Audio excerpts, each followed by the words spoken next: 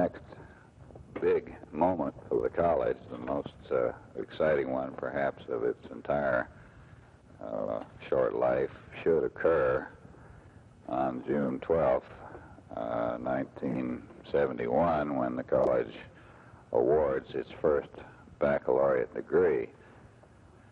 You know, I think it's very interesting that a college with all the help that Christopher Newport has had, and with all the moral backing and the enthusiasm of the community, can, within a decade, since it did open in September 1961, come full cycle through the finding of a campus, through the building of 5 rather imposing buildings, through the development of program and its own listing for accreditation as a 2-year college, and then the ultimate of actually granting the first 4-year degree just 3 months prior to the 10th anniversary of the date that the first bell rang and opened the doors of the place to start its life. All of this, I think, points to highlight after highlight, and I would hope that in the years to come, rather than going from peak to peak, that the college would be able to settle down to the business of becoming a mature, full-fledged senior college, and hopefully there wouldn't be the uneven pattern of a few low points and many high points, but that there would just be a good high plateau of performance, of acceptance, and of community service.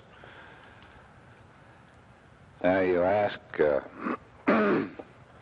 about the organizations with which I've been affiliated since I've been at Christopher Newport. I think one thing you might do is check with Mrs. Carney, because she has a vita which would list all the various things to which I had subscribed or been cajoled into, or some other form of being active anyhow. But I felt that most of the performance in these various aspects of community and educational service were pretty vital to the growth and to the recognition of Christopher Newport. Early in the game, getting into a 4-month television series in which the college's name was mentioned frequently on television, at least once a week, just through this program. Also, such things as the heading the United Fund campaign in either the 2nd or 3rd year I was in Newport News. This was a real workout, but here again there were pictures in both papers every day in the week for about 4 months, and Christopher Newport was mentioned each time there was such a picture.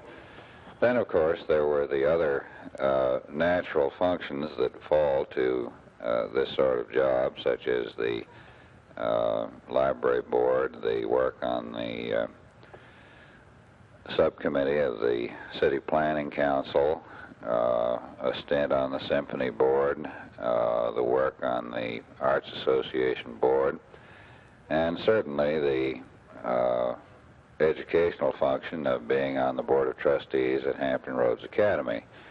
Then, of course, another very definite educational function was that of being on the guiding board for the new reading center in Newport News, which was started under a federal grant and which has been so successful.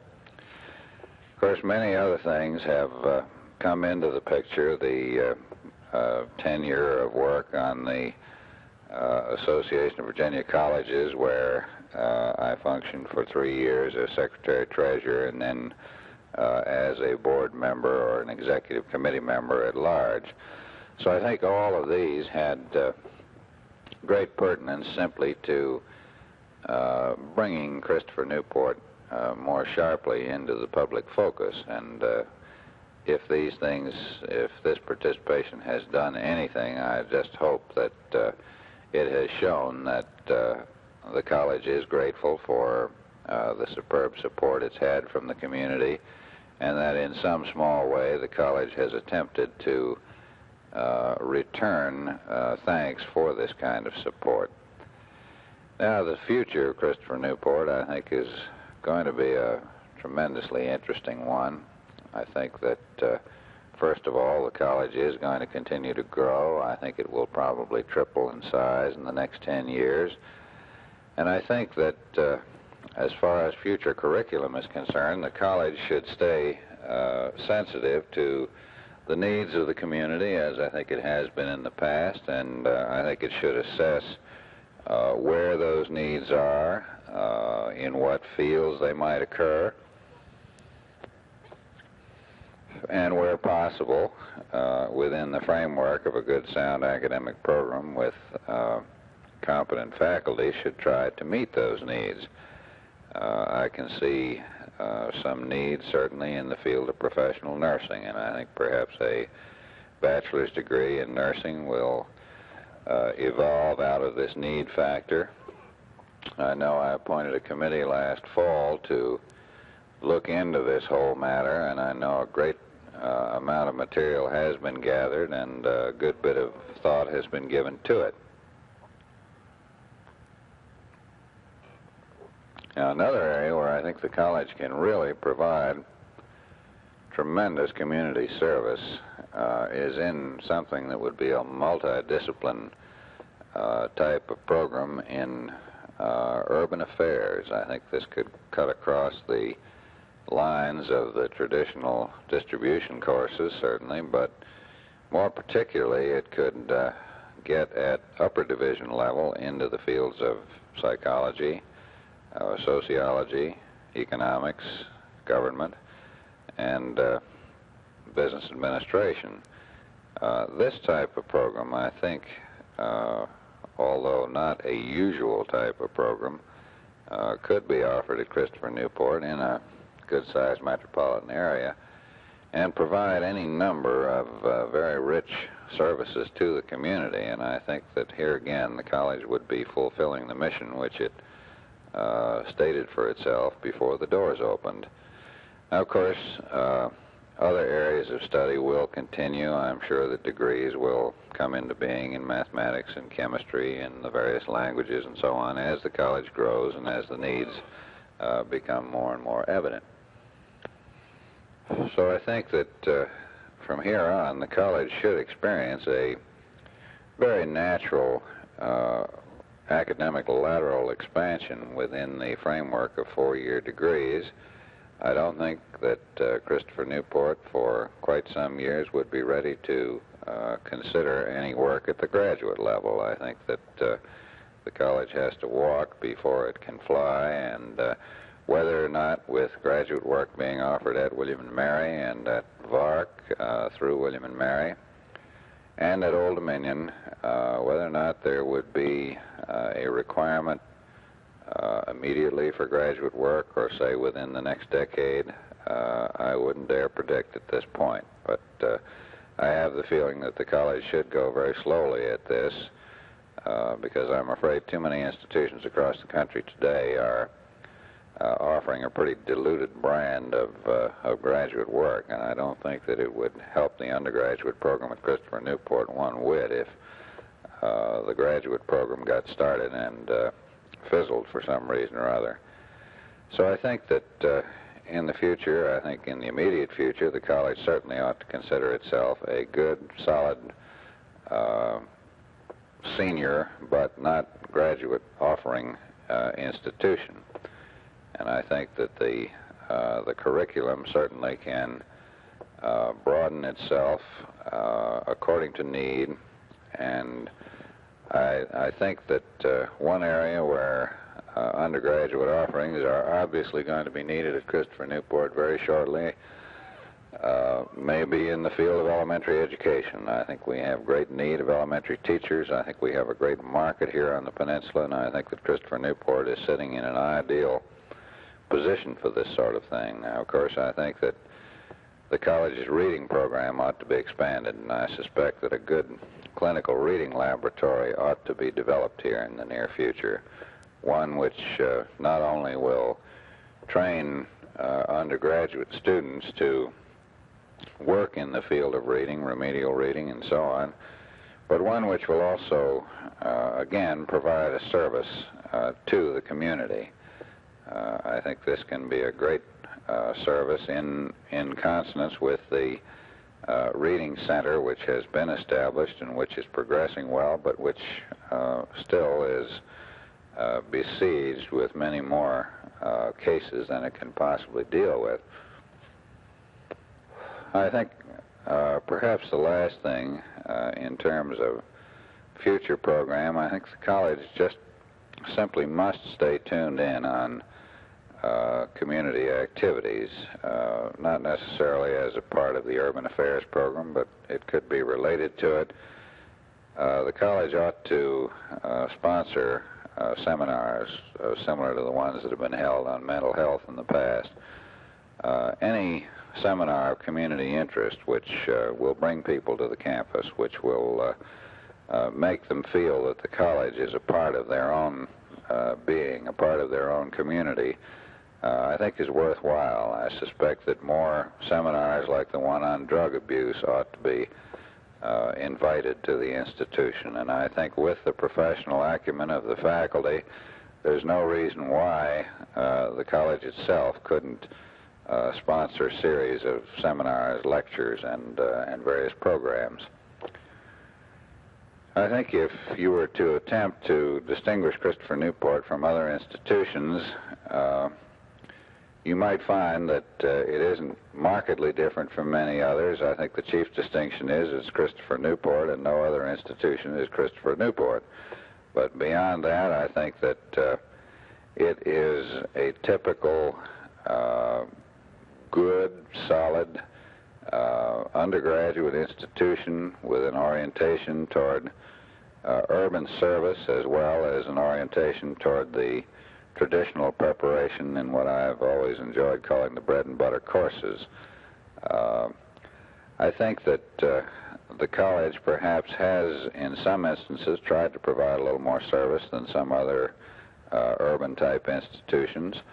But I think that it's important in Christopher Newport's own case to attempt to provide as much during the evening hours and during. I think that I think the important thing at this point is for Christopher Newport to be able to provide work all the way to its various degrees in hours which are outside the usual 9 o'clock to 3 in the afternoon regimen for most undergraduate colleges, because of course this community has a large workforce, and a workforce which apparently has demonstrated its willingness to seek education, its willingness to exercise tenacity in proceeding with education, and certainly its great desire to complete degree programs. So I think through the summer and the regular session, some thought should be given to late afternoon and evening coursework, as we have done in the past. As you know, we've had several people who completed the 2-year degree without figuratively ever seeing the light of day on the campus.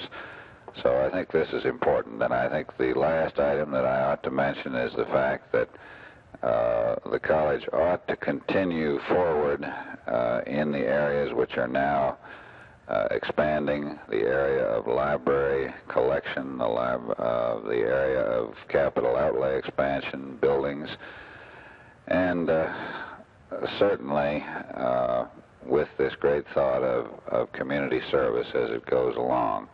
This community took a big chance on the college. It spent a lot of money on the college. It showed its interest in it, and I think as a consequence the college ought to continue to try to return that service to the community, and if possible give the community its